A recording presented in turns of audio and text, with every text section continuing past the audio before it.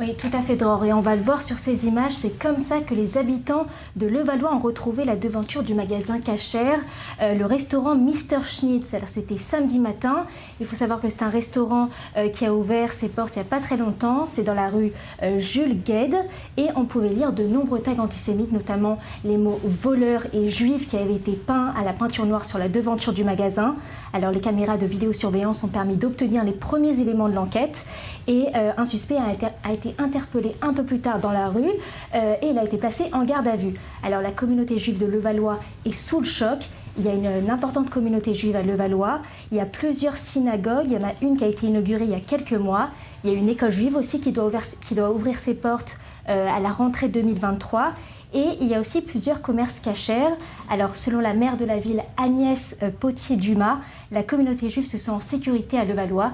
Et elle a d'ailleurs réagi sur son compte Instagram, je cite, « Colère et dégoût ce matin à Levallois face à cette devanture vandalisée par des inscriptions antisémites. Je condamne avec la plus grande fermeté cet acte inqualifiable qui n'a sa place ni à Levallois, ni en France, ni ailleurs, et qui rouvre les blessures qui ne pourront sans doute jamais cicatriser, et que justice soit faite. » Alors le propriétaire du restaurant qui est en vacances a refusé d'effacer les inscriptions antisémites. Selon lui, il faut que tout le monde voit. Alors la maire de la ville, elle a quand même décidé de masquer, de dissimuler ces inscriptions, même si le propriétaire a refusé, et la maire a décidé de placer du coup une barrière devant le restaurant parce qu'elle estime que c'est trop violent. Ces insultes visibles par tous, c'est tout simplement insupportable.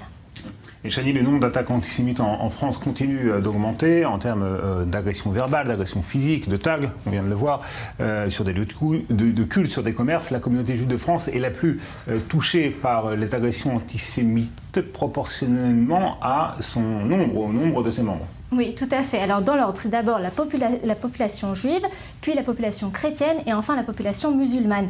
Alors le CRIF, il a publié une étude au mois d'avril sur la connaissance du monde juif par les Français. Alors selon l'enquête, il y a un niveau de préjugés antisémites qui est plus important chez les jeunes générations que chez les anciennes. Et les chiffres, ils sont assez inquiétants.